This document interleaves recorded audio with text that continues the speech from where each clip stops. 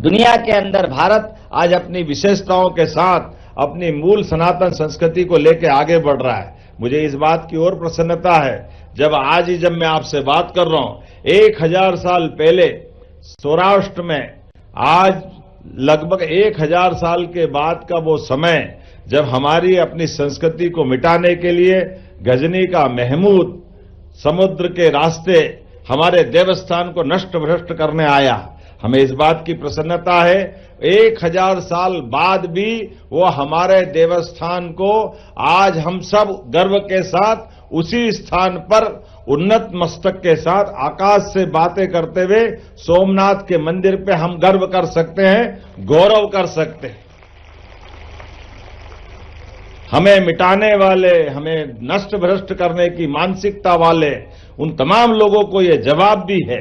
और 1000 साल का पहले का ये घटनाक्रम आजादी के बाद सरदार वल्लभ भाई पटेल ने स्वयं सिद्ध करते हुए दुनिया के सामने भारत के उस गौरवशाली अतीत को पुनः प्रकट करने का प्रयास किया था। और हमें इस बात की प्रसन्नता है 500 साल पहले इसी प्रकार का एक घटनाक्रम अयोध्या में हुआ था और अयोध्या के अंदर भी उस देवस्थान को लेकर सुप्रीम कोर्ट के माध्यम से दुनिया के सबसे बड़े लोकतांत्रिक देश में सर्वोच्च न्यायालय की मान्यता के आधार पर, उसके निर्णय को स्वीकार्यता के आधार पर मुझे इस बात की प्रसन्नता है कि यशस्वी प्रधानमंत्री ने न केवल वो एक ऐसा उलझावा निर्णय जिसके कारण से पूरे देश में अतीत में दुनिया हमको अलग प्रकार से देखती थी, लेकिन सक्षम नेतृत्व, सफल नेतृत्व क्या होता है ये उदाहरण उसी प्रकार से समझा जा सकता है जब हमने सबने देखा कि हिंदू और मुसलमान भाई बहनों को भगवान राम के देवस्थान को लेकर वर्षों तक लड़ते देखा, लेकिन सुप्रीम कोर्ट के निर्णय के बाद पूरे दुनिया ने भारत में अयोध्या के राम मंदिर के भूमि पूजन से लेकर के लोकार्पण में दोनों समाज की शांति के साथ प्रकटीकरण देखा और आनंद के साथ हम सब बोलते हैं जय जय श्री राम। तो मैं आज के इस अवसर पर स्वामी विवेकानंद के उस मूल वाक्य के लिए कि हम अपने जीवन के बजाय हम अपनी मानवता के लिए जिए, सनातन संस्कृति के लिए जिए और गर्व से कहे हम हिंदू हैं, क्योंकि हिंदुत्व ये राष्ट्रत्व की पहचान है। आइए मेरी अपनी ओर से एक बार फिर मैं अपनी आपको शुभकामना देता हूं, बधाई देता हूं। बहुत बहुत धन्यवाद। भारत माता की। बहुत बहुत धन्यवाद माननीय मुख्यमंत्री जी आपका। और जैसा कि हम जानते हैं कि आज रेडियो नेटवर्क के माध्यम से पूरे प्रदेश में एक समय में एक संकेत पर सूर्य नमस्कार और प्राणायाम हम सब मिलकर करेंगे। माननीय मुख्यमंत्री जी और हमारे सभी अतिथियों से हमारा आग्रह है मंच के समक्ष दर्शक दीर्घा में पधारने की कृपा करें सूर्य नमस्कार और प्राणायाम के लिए।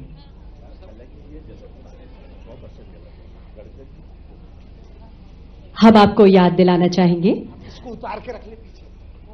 मध्य प्रदेश शासन द्वारा 25 जनवरी 2007 को प्रदेश में सूर्य नमस्कार और प्राणायाम का आयोजन प्रथम बार किया गया था। सूर्य नमस्कार के महत्व को देखते हुए इसमें पहली बार लगभग 50 लाख से अधिक लोगों ने सहभागिता की। सूर्य नमस्कार ये वो योग है जो तन तपाता है, मन को स्थिर करता है और आत्मा को प्रकाश से भर देता है। जैसे सूर्य अंधकार को मिटाकर जीवन देता है, वैसे ही युवा अपने परिश्रम से राष्ट्र के हर कोने को उज्जवल बनाते हैं। आज युवा दिवस के इस अवसर पर मध्य प्रदेश की धरती पर हजारों युवाओं का, बच्चों का, आप सभी का एक साथ सूर्य की ओर नतमस्तक होना केवल योग नहीं, ये राष्ट्र निर्माण का संकल्प है। आइए सूर्य की तरह तेजस्वी बने, सूर्य की तरह अनुशासित बने और सूर्य की तरह निरंतर आगे बढ़ते रहे। इन पवित्र भावनाओं के साथ सामूहिक सूर्य नमस्कार अब हम आरंभ कर रहे हैं। शुरू करने जा रहे हैं सूर्य नमस्कार और प्राणायाम का प्रदेश स्तरीय कार्यक्रम सूर्य नमस्कार और प्राणायाम। आज हम सूर्य नमस्कार के 3 चक्र तथा प्राणायाम के 3 प्रकार का अभ्यास करेंगे। अपने स्थान पर स्थिर संतुलित खड़े हो। दोनों पांव साथ में जोड़ ले। धीरे से आंखों को बंद कर ले। मन ही मन उगते हुए सूर्य का ध्यान करें। सूर्य की लालिमा पूरे व्यक्तित्व को प्लावित कर रही है, ऐसा अनुभव करें। एक बार धीरे से श्वास को भरे और पूरी तरह छोड़ दे। सूर्य नमस्कार के प्रथम चक्र को प्रारंभ करते हैं। क्रमांक के साथ स्थिति करेंगे। एक, प्रार्थना की मुद्रा, दोनों हाथों को जोड़ ले सीने के बीच में सूर्य चक्र पर। 2, हस्त उत्तानासन, हाथों को धीरे धीरे ऊपर उठाइए। पूरी तरह से पीछे की ओर झुकिए। 3, धीरे धीरे श्वास छोड़ते हुए पादहस्तासन की स्थिति में धीरे धीरे आगे झुकिए। हथेलियों को अपने पैरों के पंजों के अगल बगल में जमीन पर टिकाए। सिर को घुटने पे लगाने का प्रयत्न करें, जितना पास ले जा सकते हैं। श्वास को भरते हुए 4 अश्व संचालनासन। बाएं पैर को जितना पीछे ले जा सकते पीछे ले जाए। दायां पैर दोनों हाथों के बीच में, बाएं पैर का घुटना जमीन पर टिका हुआ।